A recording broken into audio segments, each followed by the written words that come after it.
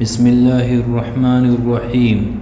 آج ایک ایسے اللہ کے دوست کا واقعہ ذکر کر لیتے ہیں جس کی بہت سے محدثین نے بھی تعریف کی ہے، جو کہ شراب کا کاروبار کرتا تھا اور شراب بھی پی لیتا تھا۔ پھر اس نے کون سا ایسا کام کیا کہ اللہ نے اس کو اپنا دوست بنا لیا۔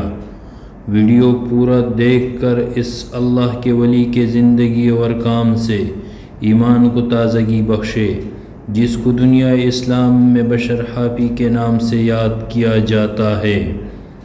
نام و نسب آپ کا: نام آپ کا بشر بن حارث، کنیت ابو نصر، لقب حافی، والد کا نام حارث بن عبد الرحمن تھا۔ آپ کا تاریخ ولادت 105 ہجری کو مرو میں پیدا ہوئے۔ مرو قدیم خراسان کا شہر تھا۔ خراسان کا علاقہ اب ترکمانستان کہلاتا ہے۔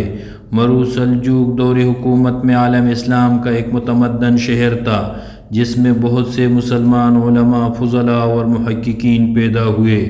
منگولوں نے اس شہر کی اینٹ سے اینٹ بجا دی تھی۔ بشر حافی کی توبہ: بشر حافی رحمہ اللہ شراب کا کاروبار کیا کرتے تھے۔ مختلف شہروں میں آپ کے کارخانے تھے، یہاں کثرت سے شراب کشیدہ کی جاتی تھی۔ شراب کی تجارت سے لاکھوں کماتے تھے۔ اس شراب نوشی اور حرام خوری کے باعث ان کا دل فکر آخرت سے بالکل غافل ہو چکا تھا۔ ایک مرتبہ آپ شراب کے نشے میں دت جا رہے تھے کہ راستے میں کاغذ کا ٹکڑا ملا جس پر بسم اللہ الرحمن الرحیم لکھا تھا۔ آپ نے اسے عزت سے اٹھایا اور عطر لگا کر پاک جگہ پر رکھ دیا۔ رات کو خواب میں کیا دیکھتا ہے کہ اے بشر، تو نے میرے نام کو معطر کیا، میرے عزت کی قسم میں نے بھی تیرے نام کو دنیا اور آخرت میں معطر کیا۔ جب آپ خواب سے بیدار ہوئے تو فوراً توبہ کی اور تقوی کا راستہ اختیار کیا اور تمام شراب خانوں کو آگ لگا دی۔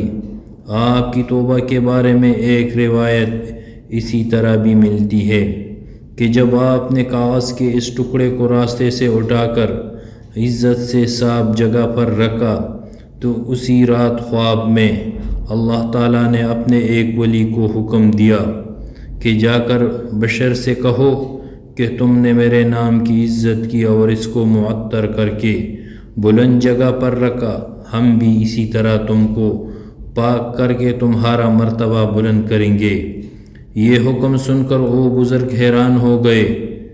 دل میں سوچا کہ بشر تو فاسق فاجر آدمی ہے، وہ نہ صرف شراب پیتا ہے بلکہ شراب خانے کا مالک بھی ہے، یقیناً میرا خواب غلط ہے۔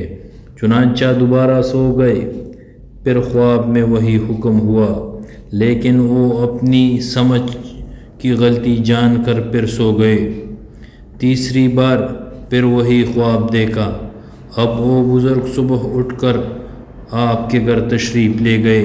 دریافت کرنے پر معلوم ہوا کہ وہ شراب خانے میں ہے۔ وہاں گئے تو پتہ چلا کہ آپ نشے میں بے سود پڑے ہیں۔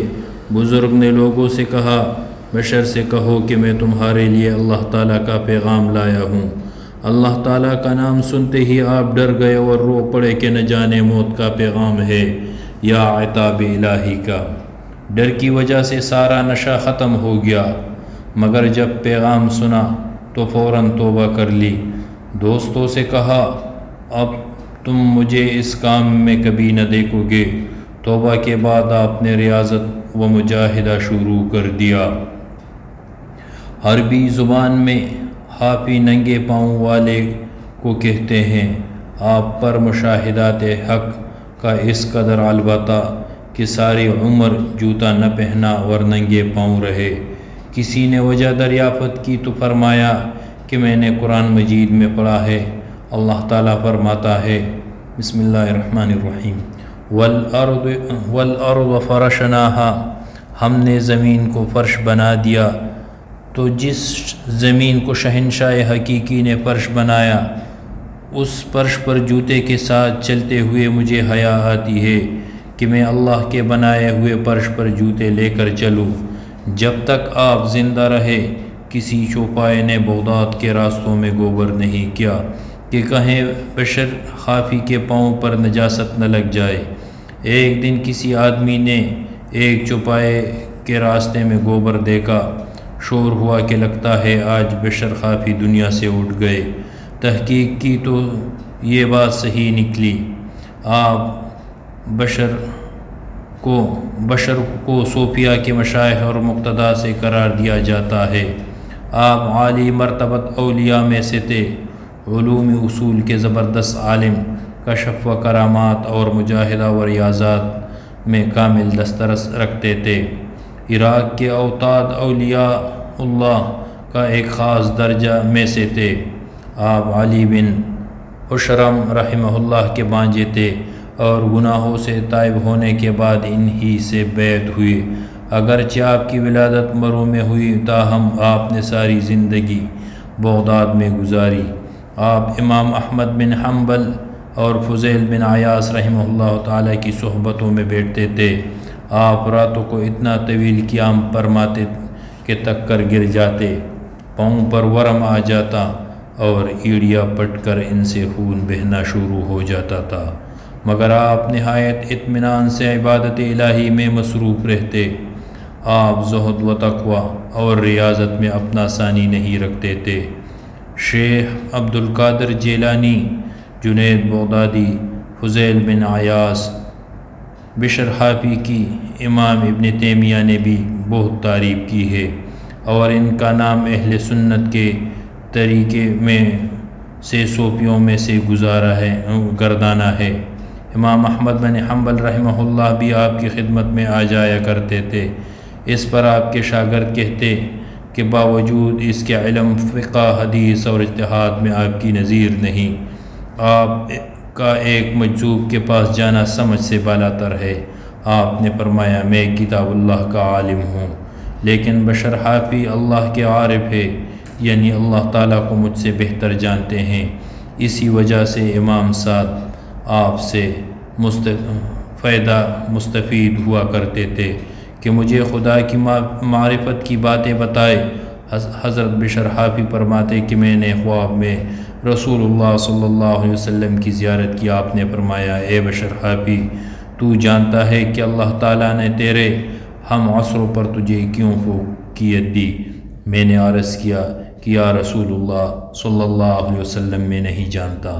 آپ نے فرمایا میری سنت کی اتباع، صالحین کی خدمت، مسلمان بھائیوں کو نصیحت اور میرے اصحاب و اہل بیت کی محبت کرنے سے اللہ تعالیٰ نے تجھے پاک لوگوں کے مرتبہ میں پہنچایا ہے۔ وصال آپ کا 227 ہجری کو بغداد میں ہو گئی۔ 227 ہجری کو اس دنیا سے کوچ کر گئے اور بغداد میں باب الحرب نامی مقام پر دفن ہوئے۔ جب آپ کا وصال ہوا تو لوگوں نے آپ کے مکان سے جنوں کی رونے کی آواز سنی۔ آپ کا جنازہ نماز فجر کے بعد روانہ ہوا اور عشاء کے بعد قبرستان پہنچا۔ حالانکہ اس زمانے میں قبرستان آبادی سے زیادہ دور نہیں ہوتے تھے۔ یہ روح پرور منظر دیکھ کر علی بن مدنی اور دیگر ائمہ حدیث نے کہا کہ یہ آخرت کے شرف سے پہلے دنیا کا شرف ہے۔ امام احمد بن حنبل، امام یحییٰ بن معین، امام ابن عیینہ اور ائمہ حدیث یہ سب بشر الخافی کے جنازے کو کندھا دینے کے لیے موجود تھے۔ اس میں ائمہ حدیث کی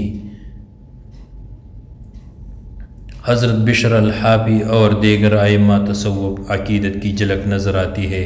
آپ کے انتقال ہوا تو تمام محدثین کو انتہائی رنج ہوا۔ امام احمد بن حنبل نے ان کی موت کی خبر سن کر فرمایا انہوں نے اپنی مثال نہیں چھوڑی۔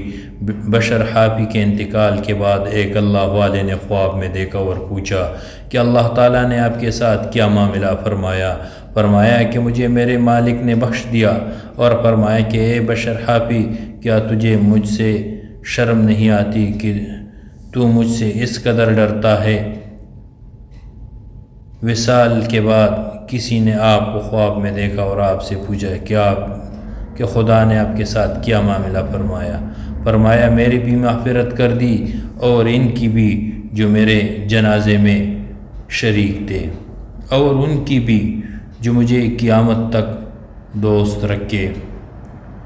اللہ رب العزت ہمیں علماء، صلحاء اور دیندار لوگوں کی ساتھ بیٹھنے کی توفیق عطا فرمائے۔ اگر ویڈیو پسند آیا ہو تو چینل کو ضرور سبسکرائب کریں۔ ویڈیو دیکھنے کا شکریہ۔